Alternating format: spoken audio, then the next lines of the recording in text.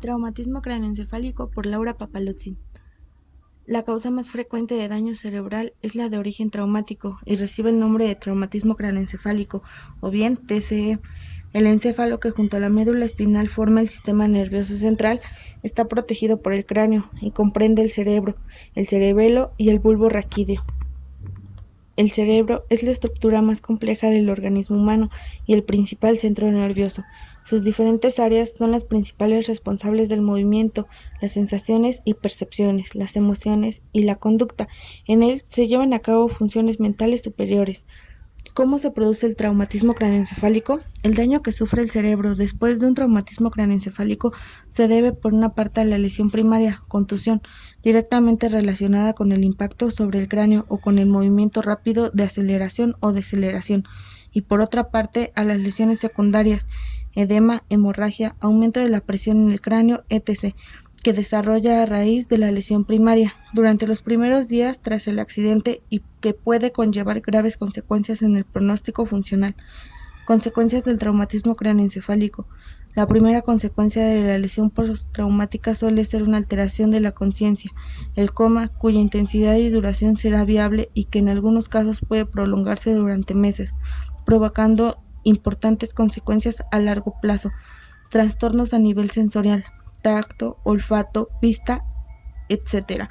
Trastornos del movimiento y la marcha, trastornos de la deglución, trastornos de la coordinación motora, el tono muscular, alteraciones de control de esfínteres. Neurorehabilitación del traumatismo craneoencefálico.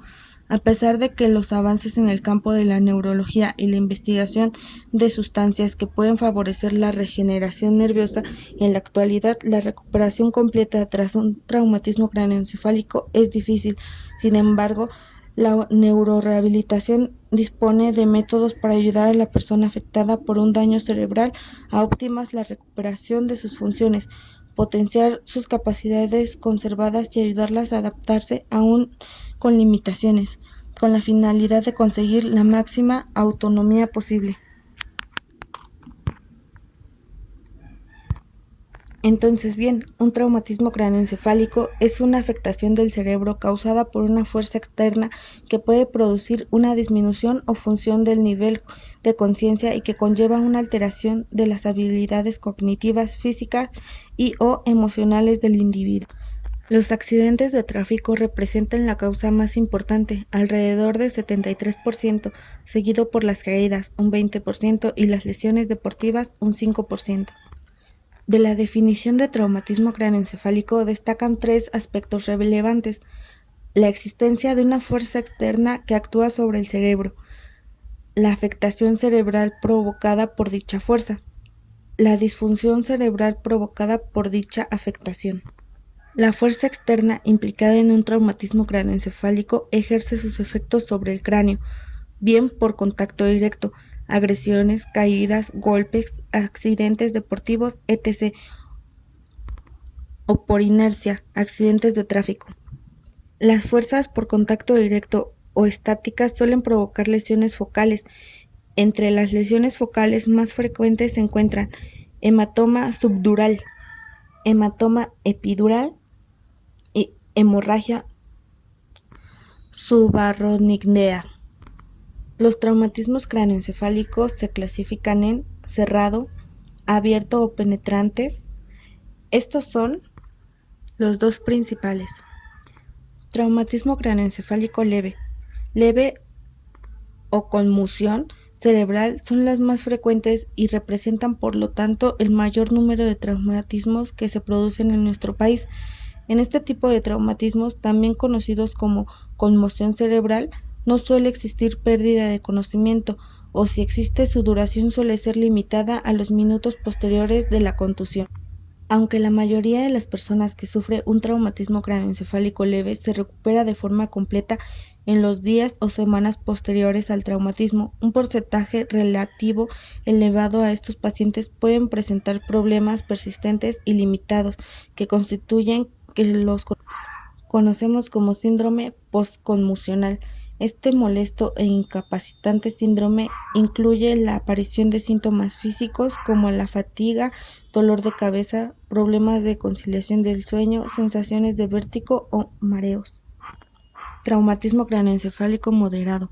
Moderado en este tipo de traumatismos, el periodo de pérdida de conocimiento es mayor a la de 30 minutos, que no sobrepasa un día, y el periodo en el que el paciente que lo suficiente tiene dificultades para aprender información nueva, periodos de amnesia postraumática, es inferior a una semana.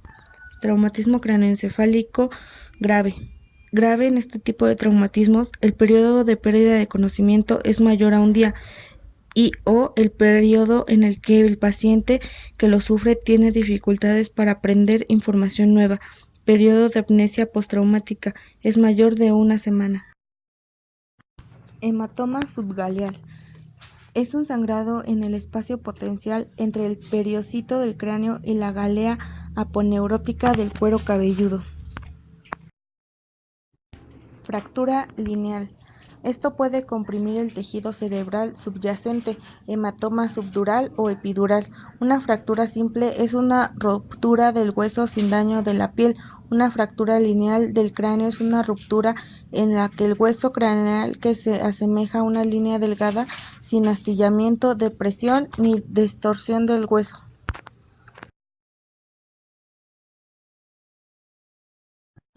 Primeros auxilios.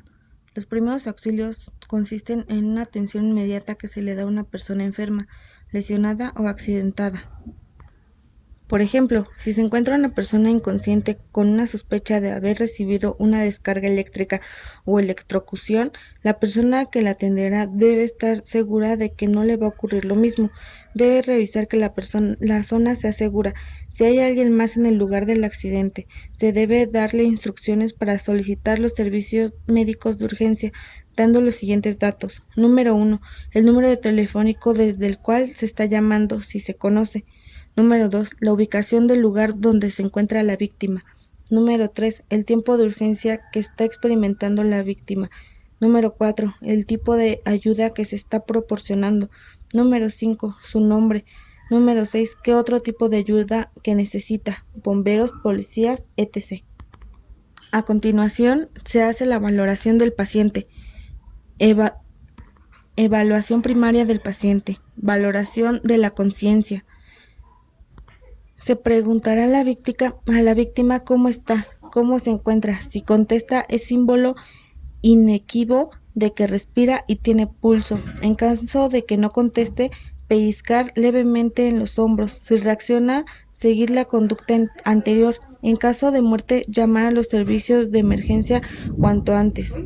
Una manera rápida de valorar la conciencia es determinar si responde o no. Sería el ADVI, alerta verbal dolorosa inconsciente.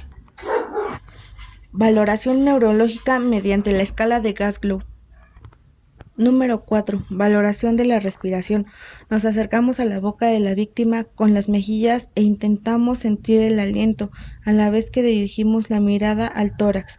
Si respira, se moverá. Es importante destacar que en caso de que exista respiración, hará falta explorar el pulso, ya que puede o no tenerlo. En esta parte se aplica el VES, que es ver, escuchar y sentir. Número 5. Activar el sistema médico de emergencias. Número 6. Valoración del pulso. Existen múltiples lugares donde buscarlo. Se divide en dos grupos, pulso central y pulso periférico. En caso de no encontrar pulso, iniciar el masaje cardíaco, es decir, la reanimación cardiopulmonar, RCP. Al momento de empezar RCP, nos tenemos que asegurar en dónde está ubicado el corazón. En algunos casos, encontrar el corazón es muy sencillo. Está a la altura de los pezones, en medio, arriba de la apófisis sifoides. Ya que se tenga ubicado el corazón, se tendrán que poner las manos una encima de la otra, entrelazar los dedos y con la mano dominante cerrar un puño. Cuando tenemos bien ubicadas y bien posicionadas las manos, empezaremos con la reanimación cardiopulmonar. Cuando una persona está sola y no tiene quien la ayude, Serán 30 compresiones por 2 insuflaciones durante el tiempo necesario hasta que lleguen los servicios médicos de urgencias. Cuando hay una persona apoyándote, se harán 30 compresiones por 2 insuflaciones por 5 ciclos y después cambiarán de persona. En caso de que la persona no responda, se tendrá que seguir hasta que sea trasladado a un hospital.